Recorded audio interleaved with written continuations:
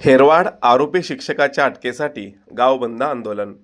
शिरोळ तालुक्यातील हेरवाड येथील अल्पवयीन विद्यार्थिनीच्या विनयभंग प्रकरणातील आरोपी शिक्षक अजित दिवटे याच्यावर कारवाई झाली नसल्याच्या निषेधार्थ आज गाव बंद ठेवून आंदोलन करण्यात आले. यावेळी झालेल्या बैठकीत जोपर्यंत आरोपी दिवटेला अटक होत नाही तोपर्यंत आंदोलन सुरू ठेवणार असल्याचा निर्णय ग्रामस्थांनी घेतला.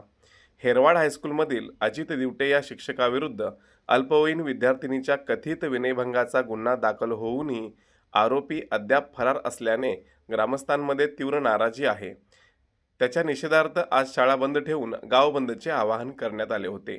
त्याला प्रतिसाद देत हेरवाड गावामध्ये दुकाने बंद ठेवून निषेध व्यक्त करण्यात आला. या पार्श्वभूमीवर आज बाळासाहेब माने सभागृहात कुरुंदवाड पोलीस ठाण्याचे सहाय्यक पोलीस निरीक्षक संतोष माने यांच्या उपस्थितीत बैठक घेण्यात आली. यामध्ये ग्रामस्थांनी पोलीस प्रशासन आणि शिक्षण संस्थेच्या पदाधिकाऱ्यांना धारेवर धरत आरोपी शिक्षकाला तात्काळ अटक आणि सेवेतून निलंबित करण्याची मागणी केली. तसेच आरोपी शिक्षकाला पळून जाण्यास मदत करणारे, पुरावे नष्ट करण्याचा प्रयत्न करणारे आणि पीडित विद्यार्थिनीच्या कुटुंबावर दबाव टाकणाऱ्यांवरही कठोर कारवाई करण्याची मागणी ग्रामस्थांनी केली. यावेळी सामाजिक कार्यकर्ते बंडू पाटील यांनी आरोपी शिक्षकाला मदत केल्याचा संशय असलेल्या शिक्षकांच्या मोबाईल कॉल रेकॉर्डची तपासणी करून दोषीवर गुन्हे दाखल करावेत अशी मागणी केली. यावेळी सहाय्यक पोलीस निरीक्षक संतोष माने यांनी ज्या व्यक्तींनी आरोपी शिक्षकाला मदत केली, पुरावे नष्ट करण्याचा अथवा पालकांवर दबाव टाकण्याचा प्रयत्न केला असेल त्यांच्या विरोधात कायदेशीर कारवाई करण्यात येईल असे आश्वासन दिले.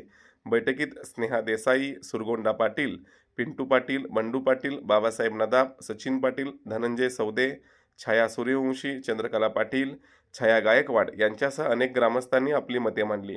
बैठकीला ग्रामपंचायत सदस्य, विविध संस्थांचे पदाधिकारी, शिक्षक, शिक्षिका, महिला आणि नागरिक मोठ्या संख्येने उपस्थित होते. दरम्यान हेरवाडमधील या प्रकरणामुळे ग्रामस्थांमध्ये तीव्र संतापाची लाट आहे. आरोपी शिक्षकाला अटक आणि निलंबनाची मागणी आता अधिक तीव्र झाली असून मागण्या मान्य न झाल्यास आंदोलन आणखीन उग्र करण्याचा इशारा ग्रामस्थांनी दिला.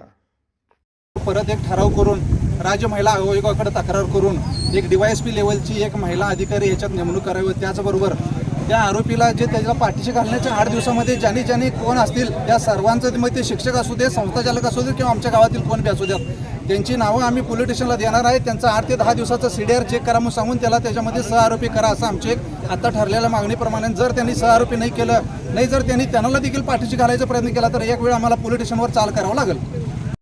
सरपंच साहेबांनी सांगितल्यासारखं ह्या घटनेवर एक उच्च महिला अधिकारी नेमण्यात यावी. कारण ही महिला केस असल्यामुळं तपास पुरुषाकडं खूप जमीन आसमानाचा फरक पडतो. त्यामुळे एक उच्च महिला अधिकारी या तपासासाठी नेमण्यात यावं आणि शाळेवरती एक निर्भया पथक, आमच्या हेरवाड स्कूलवरती एक निर्भया पथक नेमण्यात यावं, जेणेकरून आत्ता जे मुलींच्यामध्ये भयभीत वातावरण आहे ते कुठेतरी नाहीसे होऊन शाळा सुरळीत राहावी यासाठी एक निर्भया पथक नेमण्यात यावं. आम्ही चौकशी केली, आम्हाला विचारून गेले. फक्त काय झालं, त्या दिवशी मुलगी एक चक्कर पडली, गोंधळ झालाय, सगळे शिक्षक म्हणले असं गोंधळ झाला आणि मग त्याच निमित्तानं ते विचारले गेले. एवढा आम्हाला कळाला आहे. आता ही घटना घडली, ही सोमवार दिनं हे कबूल केलंय, लक्षात घ्या. आम्ही विषय तर नाही